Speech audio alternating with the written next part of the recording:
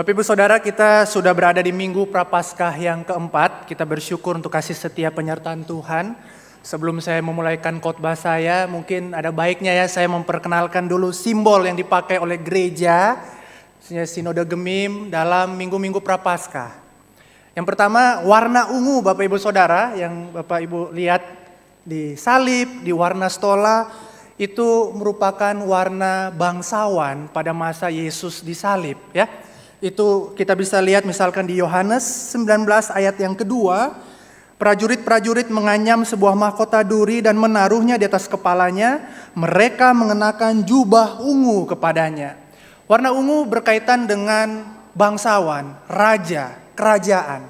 Tetapi dipakaikan kepada Yesus sebagai bentuk olok-olokan ya. Dialah raja dalam tanda kutip untuk menghina Yesus. Lalu ada simbol cawan yang artinya cawan penderitaan, dan ada lambang X yang merupakan huruf Yunani chi ya. Kata huruf pertama dari Kristos ya. Jadi cawan Kristus, cawan penderitaan Kristus. Dan di bawahnya ini ada wadah pembasuhan yang merupakan simbol pembasuhan tangan oleh Pontius Pilatus, yang dia mengatakan saya nggak bersalah ya atas kematian atau darah dari Yesus begitu. Lalu di bagian paling bawah ada salib dan mahkota duri, lambang penderitaan Kristus yang ia terima untuk menebus dosa kita. Inilah Minggu Prapaskah. Kiranya kita terus memaknainya, menghidupinya dalam kehidupan kita. Secara khusus ketika kita merenungkan hari ini tentang liturgi, kita sudah masuk minggu keempat tentang pengakuan iman. Apa artinya pengakuan iman ya? Mari kita satu dalam doa meminta pertolongan Roh Kudus dalam perenungan firman siang hari ini, pagi siang hari ini. Bapa yang baik, kami bersyukur Engkau baik, Engkau mengasihi kami, Engkau mengutus anak-Mu Yesus Kristus bagi kami untuk menebus dosa-dosa kami Tuhan. Kami sadar kami orang berdosa, tetapi betapa besar kasih-Mu, pengorbanan-Mu ya Yesus. Pagi siang hari ini kami mau bersama-sama merenungkan firman. Kiranya Roh Kudus yang menolong kami untuk membaca merenungkan firman Tuhan, sehingga kami bukan hanya menjadi pembaca firman, tapi juga pelaku firman yang terus menghidupi kebenaran firman Tuhan dalam kehidupan kami.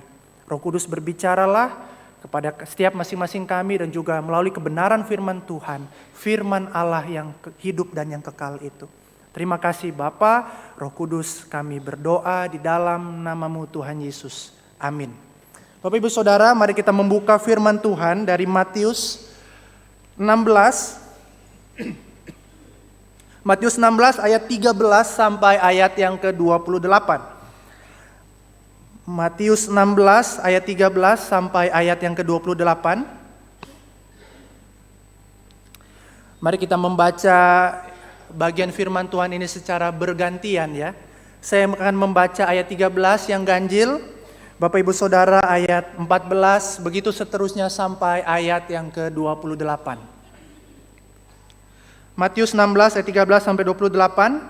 Setelah Yesus tiba di daerah Kaisarea Filipi, ia bertanya kepada murid-muridnya, kata orang, siapakah anak manusia itu? Yang lain mengatakan Elia, dan yang lain lagi mengatakan Yeremia atau salah seorang dari para nabi. Lalu Yesus bertanya kepada mereka, menurut kamu siapakah aku ini? Engkau adalah Mesias, anak Allah yang hidup. Kata Yesus kepadanya, berbahagialah engkau Simon anak Yunus, sebab bukan manusia yang menyatakan itu kepadamu, melainkan Bapa-Ku yang di surga. Atas batu karang ini aku akan mendirikan gerejaku, dan alam maut tidak akan menguasainya. Kepadamu akan kuberikan kunci kerajaan surga. Apapun yang kau ikat di bumi akan terikat di surga, dan apapun yang kau lepaskan di bumi akan terlepas di surga.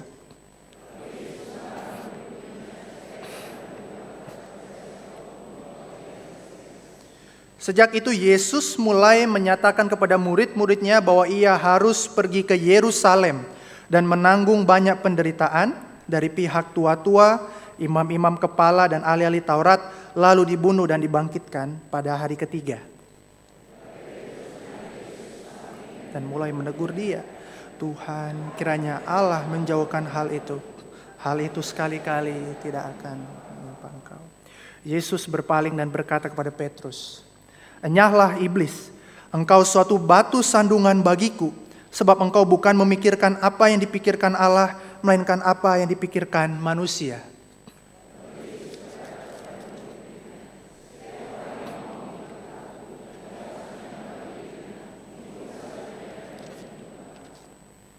Sebab siapa yang mau menyelamatkan nyawanya, ia akan kehilangan nyawanya. Siapa yang kehilangan nyawanya karena aku, ia akan memperolehnya. Seseorang memperoleh seluruh dunia, tapi kehilangan nyawanya, apakah yang dapat diberikannya sebagai ganti nyawanya? Sebab anak manusia akan datang dalam kemuliaan Bapanya bersama dengan malaikat-malaikatnya. Pada waktu itu ia akan membalas setiap orang menurut perbuatannya.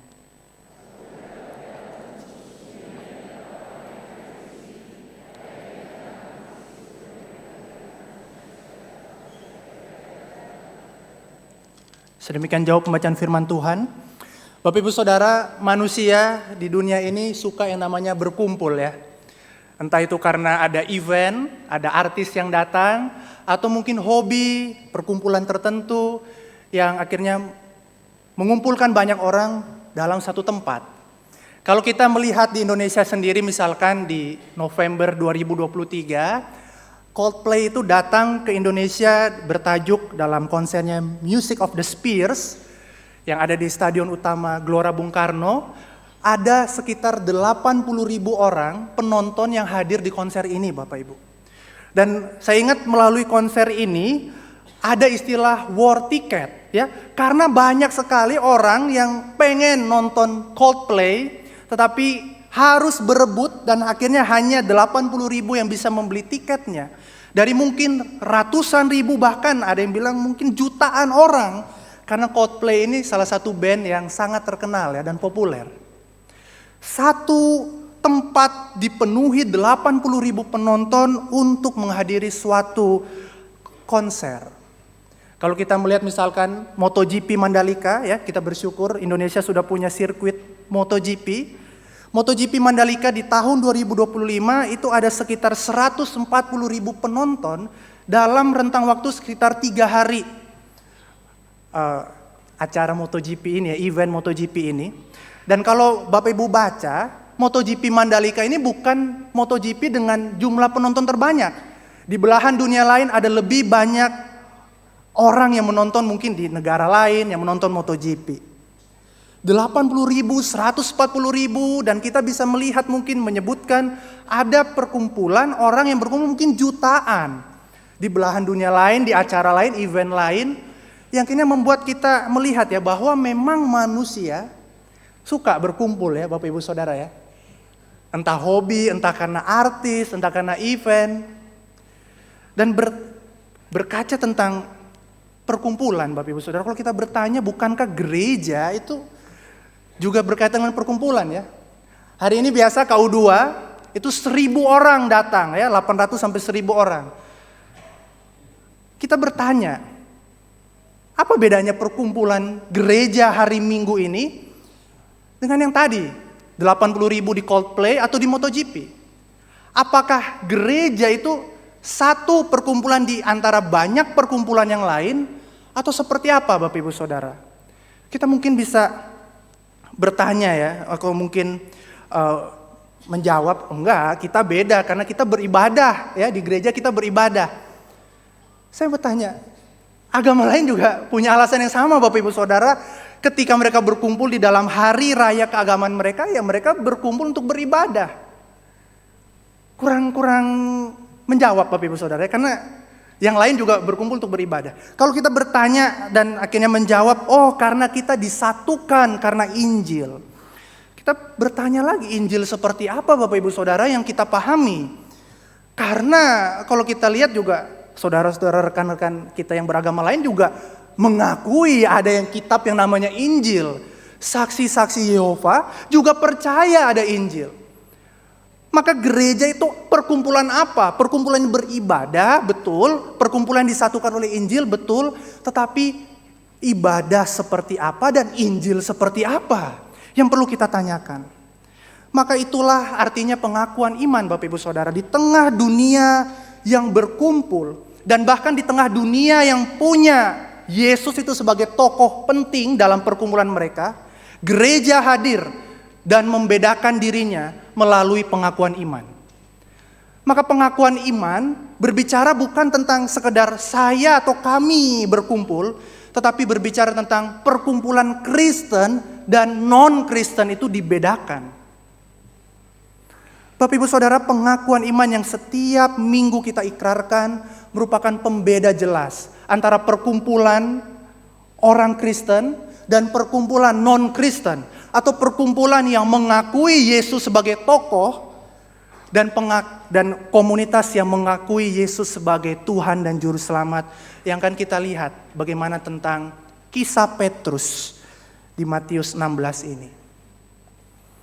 Bapak Ibu Saudara, perlu kita pahami bahwa agama-agama di dunia, orang-orang di dunia, bahkan agama Islam juga melihat Yesus itu sebagai nabi. Kalau begitu samakah kita dengan mereka? Nah, ini pertanyaan yang akan kita jawab melalui khotbah hari ini ya Bapak Ibu Saudara ya. Setidaknya ada 2 poin. 2 poin yang bisa kita pelajari dari Petrus yang biasa digelari Prince of the Apostles atau juru bicara para rasul. Ada 2 poin dari Matius 16 ini. Yang pertama, kita belajar mengakui identitas Yesus dengan tepat. Bapak Ibu Saudara, ayat yang kita baca tadi di ayat 13 dimulai dengan perkataan begini ya. Setelah Yesus tiba di daerah Kaisarea Filipi, ia bertanya pada murid-muridnya, kata orang, siapakah anak manusia itu? Kalau kita memahami daerah Kaisarea Filipi, Bapak Ibu Saudara, pada zaman Perjanjian Baru, daerah itu merupakan daerah yang sangat kaya dengan penyembahan-penyembahan berhala. Namanya sendiri mungkin Bapak Ibu Saudara bisa sedikit connect ya. Kaisarea dekat dengan kata apa Bapak Ibu? Kaisar ya. Karena disinilah tempat pemujaan kaisar. Daerah ini memang sepertinya diberikan untuk tempat kuil kaisar dan juga dewa yang namanya dewa Pan. Ya, ini dewa kesuburan karena apa? Di situ itu ada aliran sungai Yordan yang akhirnya membuat daerah sekitarnya subur dan akhirnya membuat subur juga ya penyembahan-penyembahan berhala di sana. Dan kalau kita memahami pertanyaan Yesus dalam konteks kota ini Bapak Ibu Saudara, bukankah pertanyaan Yesus siapakah anak manusia itu punya makna mendalam? Yesus itu seperti ada di daerah, di lokasi yang banyak sekali dewa-dewa, seumpama seperti mall yang punya etalase dewa-dewa yang banyak sekali variasinya. Dan di tengah kondisi kota itu, Yesus bertanya kepada para murid, menurut kamu siapakah anak manusia itu? Menurut kalian siapa itu anak manusia? Menariknya jawaban para murid mirip dengan konteks saat itu. Dikasih juga jawaban yang variasi Bapak Ibu Saudara ya. Dikatakan ada Yohanes Pembaptis, yang lain mengatakan Elia, Yeremia atau salah dari seorang dari para nabi. Sepertinya para murid ini ya mirip dengan kota Kaisarea Filipi ya. Kok kasih jawaban yang variasi juga. Dan Yesus tidak puas dan bagi Yesus jawaban begini tidak menarik. Maka dia bertanya lebih lanjut Bapak Ibu Saudara, tetapi apa katamu, siapakah aku ini? Inilah pertanyaan yang juga saya pikir mengundang kita orang Kristen. Ketika kita datang ke gereja, Allah Tuhan itu nggak peduli dengan testimoni orang lain, review orang lain tentang dirinya. Kristus mengundang kita datang ke tempat ini dan bertanya, menurut kamu siapa aku ini? Banyak orang Kristen datang ke gereja nggak tahu kepada siapa yang ia sembah. Mungkin karena terbiasa dengan budaya, terbiasa dengan kebiasaan, ya kan? Setiap hari Minggu datang ke gereja, tetapi datang hanya sekedar absen. Tidak pernah tahu kepada siapa ia menyembah, tidak pernah menyerahkan hidupnya kepada siapa yang ia puji dan sembah di dalam gereja itu. Maka hari ini Bapak Ibu Saudara, kalau kita datang ke gereja hanya hanya untuk beribadah tanpa pengenalan, maka Matius 16 ini menjadi peringatan buat kita. Yesus bertanya juga kepada kita hari ini, tetapi apa katamu? Siapakah aku ini? Dia nggak menarik jawaban-jawaban yang sifatnya, oh menurut si dia Yesus tuh begitu. Menurut si dia Yesus tuh guru yang baik. Tidak. Dia meminta pengakuan kita Bapak Ibu Saudara sebagai seorang Kristen. Dan di dalam konteks inilah momen ini ya ketika Yesus bertanya, tetapi apa katamu, siapakah aku ini? Petrus datang dan mengaku, engkau adalah Mesias, anak Allah yang hidup. Bapak Ibu Saudara, inilah pengakuan iman kita. Melihat bahwa Yesus itu bukan hanya sekedar satu guru di antara banyak guru moral spiritual yang lain, tetapi marilah kita mengaku iman kita seperti Petrus, rasul kita itu. Engkau adalah Mesias, anak Allah yang hidup. Dan hanya melalui pengakuan seperti ini Bapak Ibu Saudara, kita bisa dikatakan berbahagia. Pengakuan yang kurang jelas, kurang tepat dibandingkan pengakuan Petrus tadi, bukanlah pengakuan iman Kristen.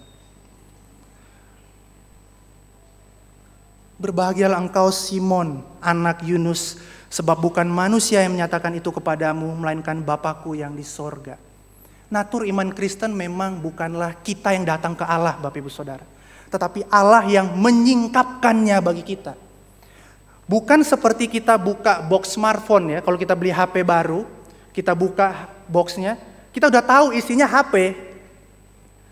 Tapi penyingkapan itu mirip misalkan kalau Bapak Ibu Saudara menginap di hotel dan ada jendela yang tertutup tirai, kita kan biasa penasaran ya, membuka tirai itu pemandangannya kayak apa?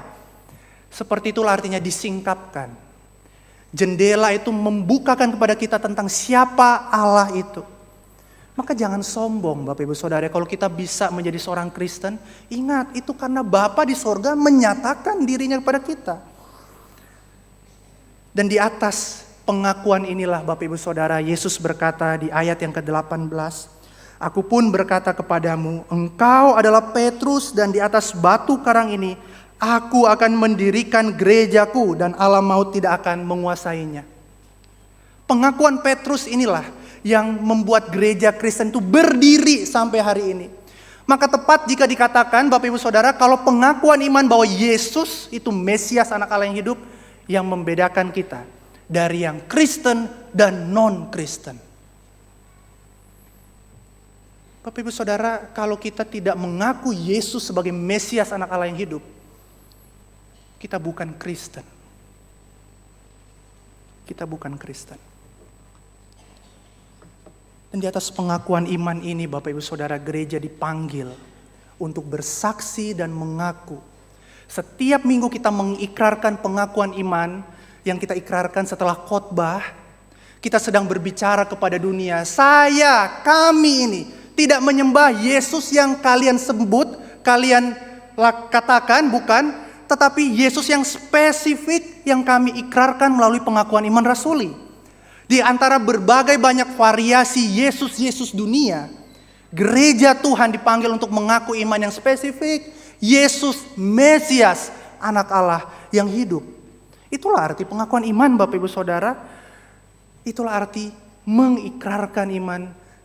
Saya mau berbeda, kami berbeda. Kami tidak hidup seperti orang lain yang mengaku Yesus juga. Maka penting kita untuk memahami apa artinya ya, Mesias, anak Allah yang hidup ini. Yang diakui oleh Petrus. Bapak Ibu Saudara, Mesias di dalam perjanjian lama dan dalam bahasa aslinya yaitu Mesias dalam bahasa Ibrani Masiah dan Yunaninya Kristos, ya itu dua kata yang sama, sinonim. Jadi kalau kita mengatakan misalkan Yesus Kristus Mesias, agak redundant ya, terlalu berulang ya. Karena Kristus dan Mesias ini persis sama artinya, yaitu yang diurapi. Dan di perjanjian lama ada banyak orang yang diurapi Bapak Ibu Saudara, ada nabi, imam, raja, dan ya wajar ya disebut juga Mesias. Maka ketika Yesus dikatakan Mesias, hanya Mesias saja, sebenarnya kurang cukup. Ya. Tapi menariknya Petrus tidak berhenti di Mesias, tapi dikatakan Mesias, anak Allah yang hidup. Maka inilah yang menjadi pembeda antara Yesus, Mesias, dan Mesias yang lain. Bahwa Yesus Kristus anak Allah, artinya dialah Allah sejati dari Allah yang sejati. Dan dia juga manusia sejati yang mati bagi kita. Bapak Ibu Saudara, anak Allah adalah identitas sejati yang diinginkan Kristus untuk kita kenal di dalam identitasnya. Dan kalau dikatakan Bapak Ibu Saudara Yesus itu anak ya, maka kita langsung langsung keinget ya, doktrin Tritunggal, ya kan? Kalau Yesus disebut anak, maka dia punya Bapa, ya kan? Dan Yesus anak Allah yang hidup ini hanya bisa dipahami dalam konteks pemahaman doktrin Tritunggal. Mengapa begitu Bapak Ibu Saudara? Kalau kita melihat sedangnya dari Injil Matius itu menutup Injilnya dengan pengakuan Trinitarian ini ya. Baptislah mereka dalam nama Bapa dan Anak dan Roh Kudus. Anak, Bapa dan Roh Kudus ini disetarakan. Artinya Matius pengen kita mengenal Yesus di dalam konteks Tritunggal. Dan pada akhirnya ketika gereja yang membaca Injil Matius juga dan Alkitab akhirnya mengeluarkan yang namanya pengakuan iman rasuli, pengakuan Nisea Konstantinopel, juga melihat Yesus anak Allah yang hidup itu dalam konteks Tritunggal. Bapak Ibu Saudara, inilah Allah yang kita percaya. Yesus Kristus, Mesias anak Allah yang hidup, pribadi kedua dalam Tritunggal. Sepenuhnya Allah, sepenuhnya manusia. Inilah pengakuan iman kita. Sayangnya ya Bapak Ibu Saudara, seringkali kita sebagai orang Kristen menghidupi kehidupan iman kita menganggap ini ya, teologi itu tidak penting. Merasa ya perbuatan baiklah yang paling utama, udah cukup begitu. Coba bayangkan Bapak Ibu Saudara, Yesus 33 tahun di dunia hanya berbuat baik. Jadi dia gak pernah ngomong, gak pernah bicara tentang kebenaran, tentang identitasnya. Ya Yesus kayak begitu kalau kita percaya kalimat ini ya, teologi itu tidak penting. Yesus itu datang ke dalam dunia memang betul perbuatan baik itu penting. Tapi juga teologi yang benar, mengenal dia dengan benar itu juga penting, tidak kalah penting Bapak Ibu Saudara. Bapak Ibu Saudara, kalau kita menilik hidup kita, bagaimana kehidupan iman kita, apakah kita sudah mengasihi Allah dengan pikiran kita juga? Banyak orang Kristen bukan yang mungkin sudah tua atau mungkin memang sudah sulit untuk belajar. Tapi orang Kristen yang masih kuat. Hidupnya masih punya kesempatan, otaknya masih baik, masih bagus, masih bisa baca buku. Tapi malas untuk belajar. Datang ke gereja bukan dengan semangat saya mau belajar firman Tuhan. Tapi tadi ya semangat, kalau orang Manado bilang stor muka, absen. Tidak pernah menghidupi dan mengetahui belajar cerita siapa sih Tuhan Yesus itu. Dan akhirnya yaitu hidup cuma sekedar berbuat baik. Dan kalau kita bertanya ya, semua agama juga berbuat baik Bapak Ibu Saudara. Gak ada agama kalau kita keluar dari pintu gereja ini, ayo membunuh, gak ada. Kalau yang masih waras ya Bapak Ibu Saudara ya. Lalu apa yang membedakan kita dengan orang lain dari agama lain yang juga berbuat baik? Kecuali pengakuan iman kita ini, teologi kita ini. Bapak Ibu Saudara, mari kalau kita masih ada kesempatan tuh, setidaknya kalau kita belum bisa belajar teologi baik-baik, setidaknya ketika mengaku iman, mari mengaku iman tuh dengan sungguh-sungguh Bapak Ibu Saudara.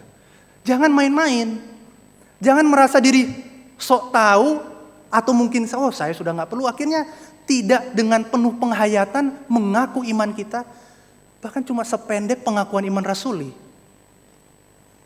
Ini teguran buat kita Bapak Ibu Saudara untuk benar-benar memikirkan, mengasihi Allah dengan pikiran kita. Dengan keseluruhan hidup kita. Bapak Ibu Saudara, di Eropa ada beberapa pemain sepak bola yang punya nama sulit. Ya. Misalkan kalau saya lihat bahkan di website UEFA Champions League ini ya, itu mereka bikin satu artikel yang secara khusus menjelaskan bagaimana mengeja nama-nama pemain bola ini, yang sulit ini. Ini saya pakai dua ya, ini dari PSG dan Inter, karena waktu itu finalnya dua klub sepak bola ini. Misalkan ini ya, dari pemain Inter Milan.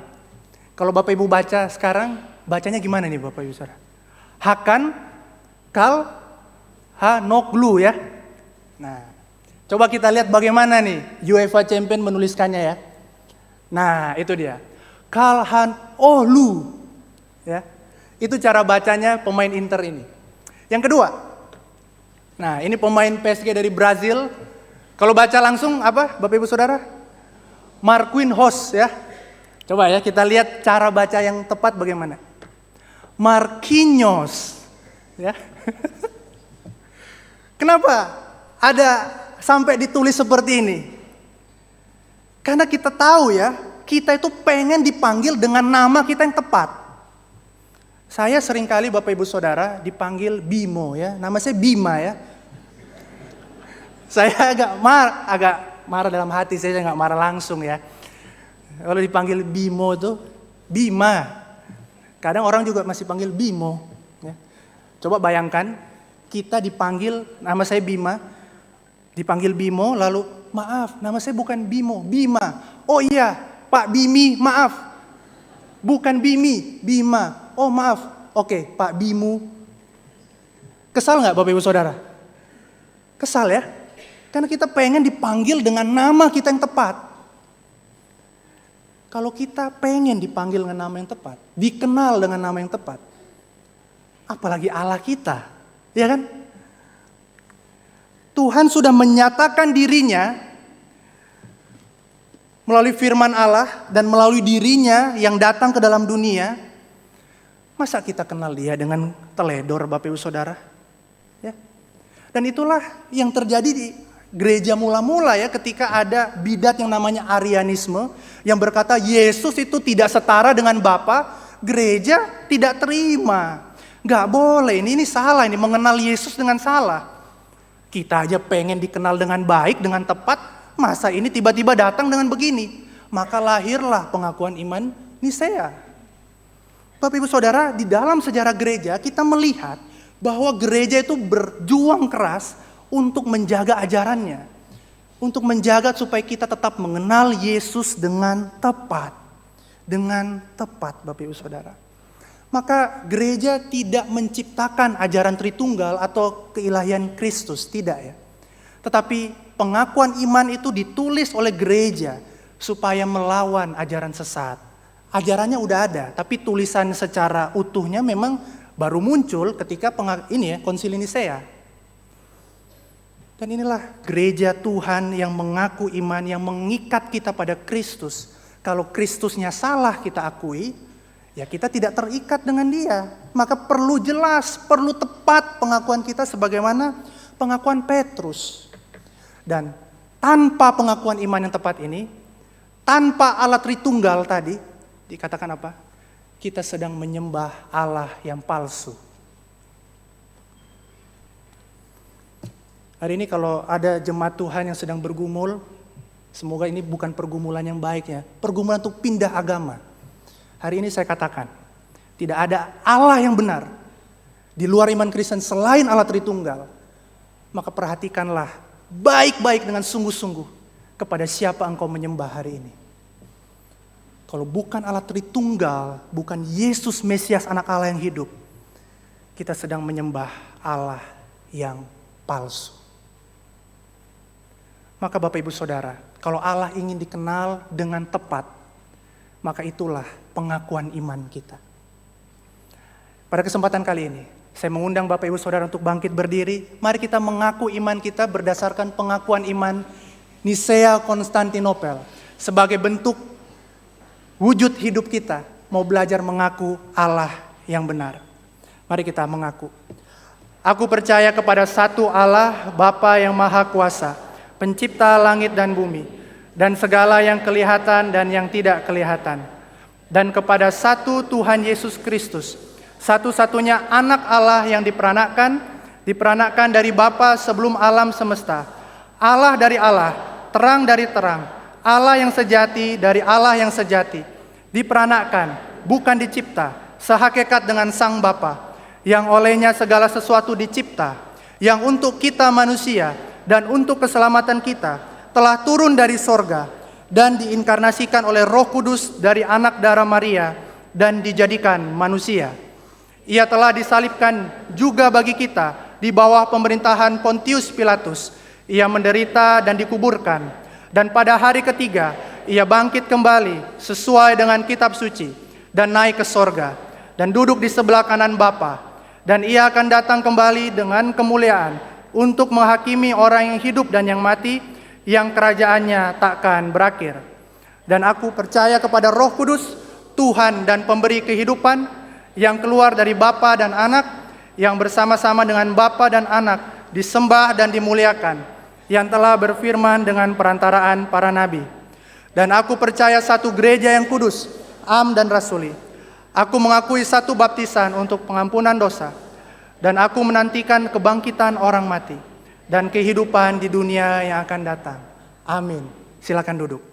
Itulah poin yang pertama, Bapak Ibu Saudara, mengakui identitas Yesus dengan tepat. Poin yang kedua dan yang terakhir, pengakuan iman berbicara juga tentang menghidupi identitas Yesus dengan tepat.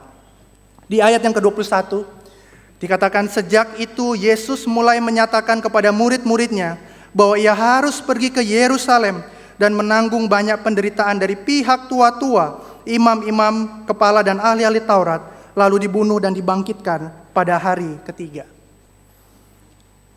Yesus datang ke dalam dunia untuk menderita dan memberikan keselamatan bagi umat manusia. Dan para murid ketika mereka memahami Yesus itu sebagai Mesias anak Allah yang hidup, sepertinya missing the point ya. Tidak tepat sasaran ketika akhirnya dikatakan ya di ayat yang selanjutnya, di ayat 22, Petrus itu menegur Yesus.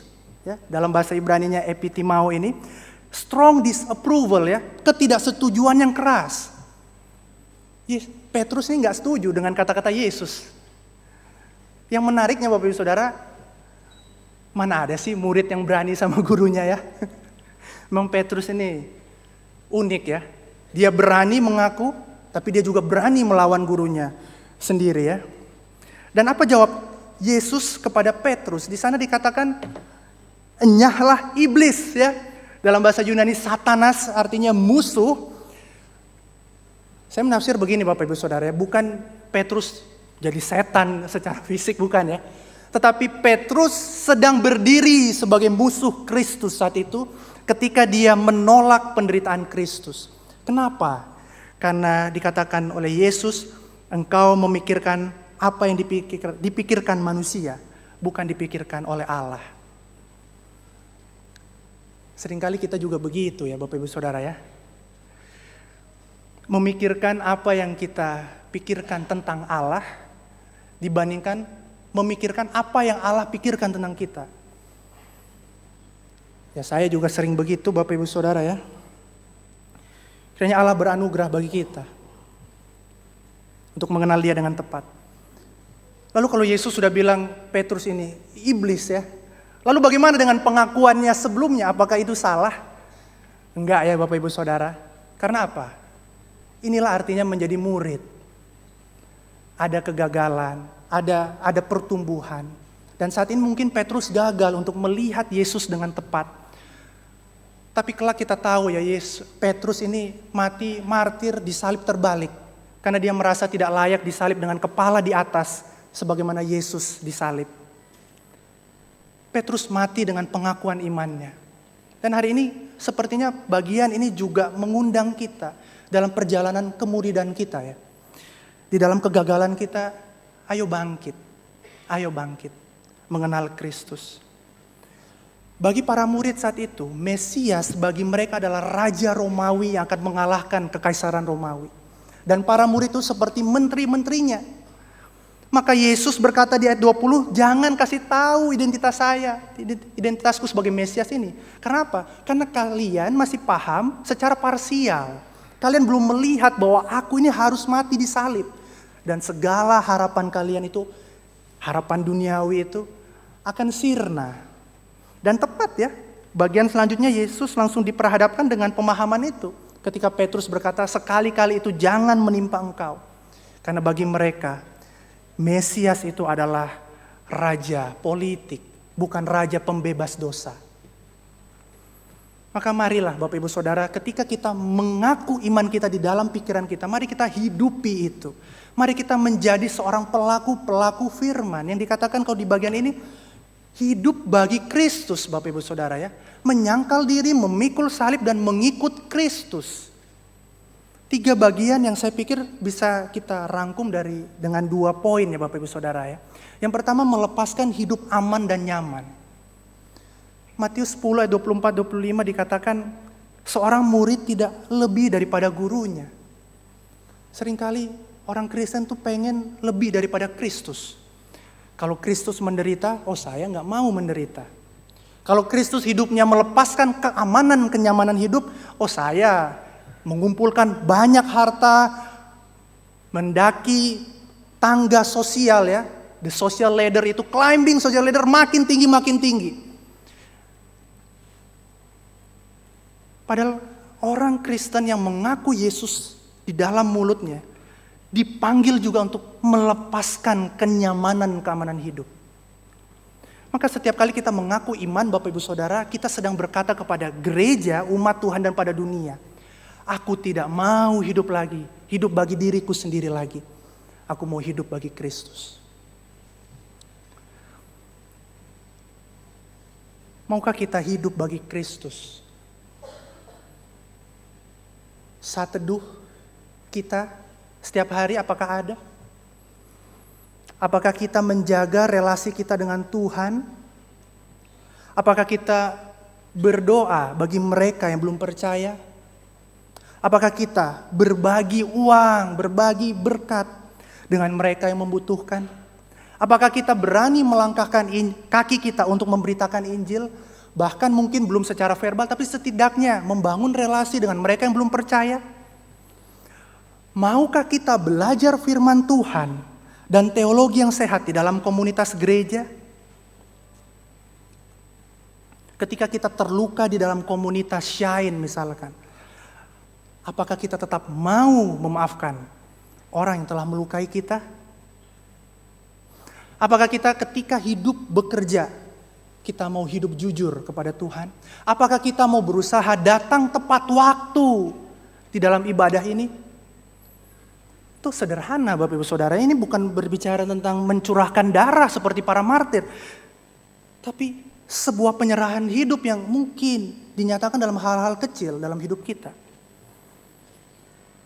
Dan yang kedua Bapak Ibu Saudara, bukan hanya tentang hidup aman dan nyaman yang kita lepaskan, tapi juga melepaskan kontrol hidup.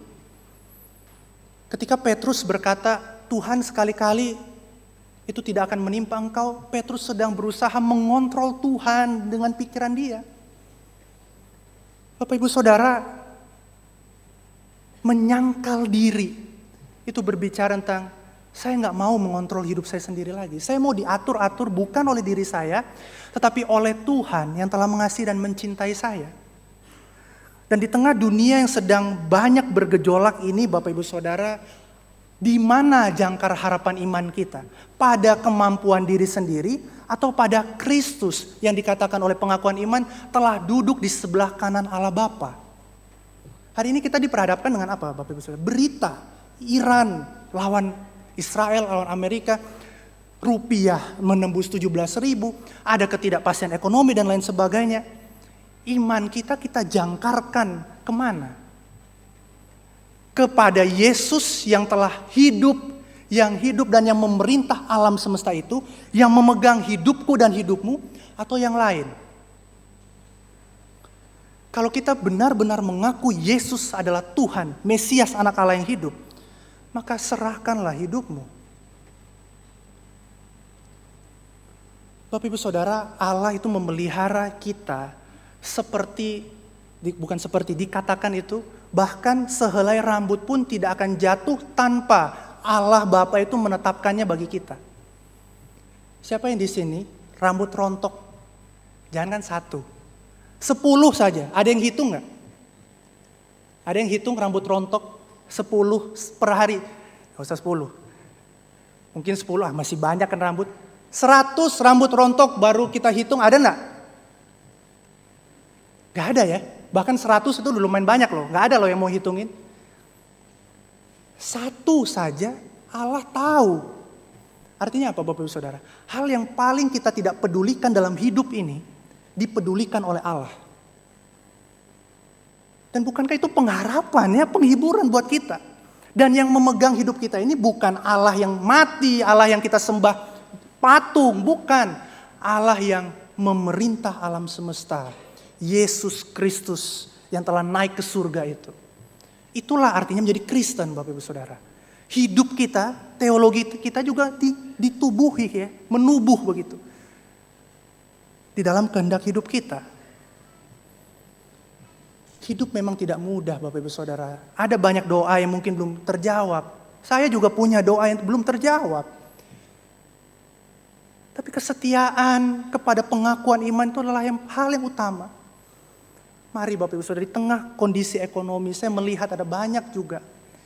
Dalam pelayanan saya di sekolah, anak-anak yang bergumul dengan orang tuanya. Orang-orang tua yang bergumul dengan ekonomi, berat. Bahkan ada yang menangis di ruangan saya.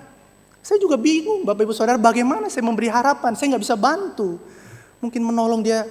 Ya yang saya bisa bagikan adalah pengharapan iman saya ini. Maka biarlah hidup kita disauhkan, dijangkarkan pada pengakuan iman ini Bapak Ibu Saudara. Saya akan tutup dengan ilustrasi Hachiko Bapak Ibu Saudara. Anjing dari Jepang. Ya mungkin kita udah tahu ya ceritanya ya.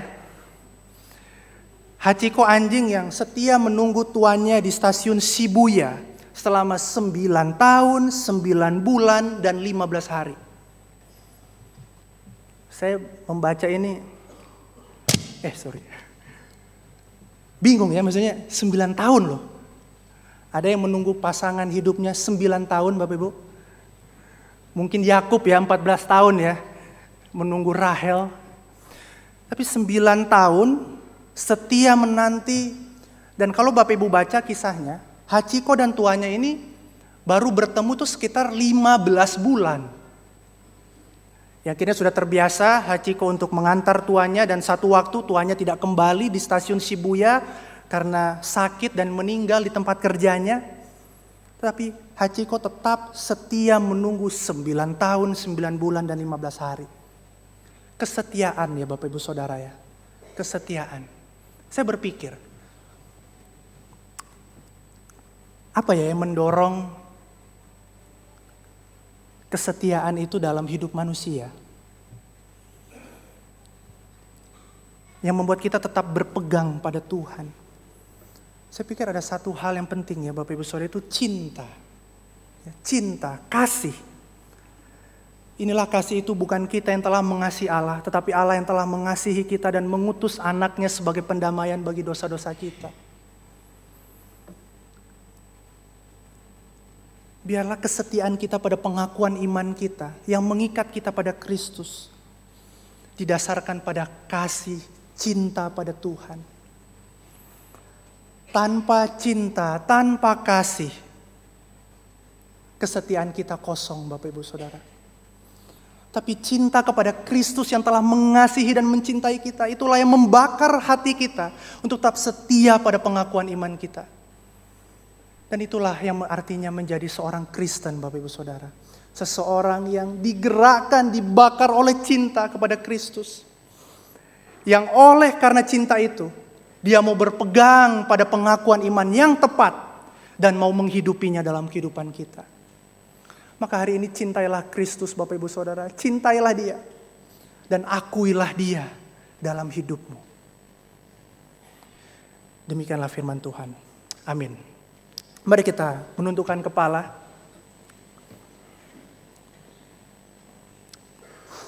Pada kesempatan kali ini mari kita mengambil sikap doa pribadi. Di dalam kehidupan kita sebagai seorang Kristen, apa yang kita selama ini hidupi? Apakah kita sudah belajar dengan sungguh-sungguh? Apakah kita sudah mau menghidupi pengakuan iman itu dengan sungguh-sungguh? Maka mari kita berdoa mengevaluasi hidup kita di hadapan Tuhan, Bapak Ibu Saudara.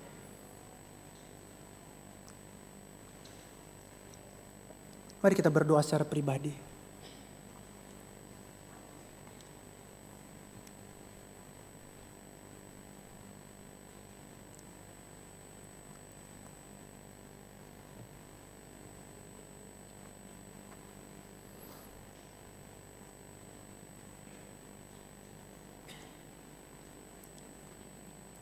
Yang kedua, mari kita berdoa untuk pergumulan hidup kita.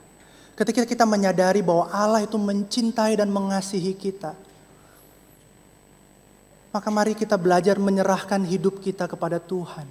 Sekalipun doa kita belum terjawab, sekalipun doa kita mungkin dijawab dengan cara yang berbeda, setialah, berdoalah supaya Tuhan menambahkan imanmu untuk setia kepadanya di dalam setiap langkah dan jalan hidupmu.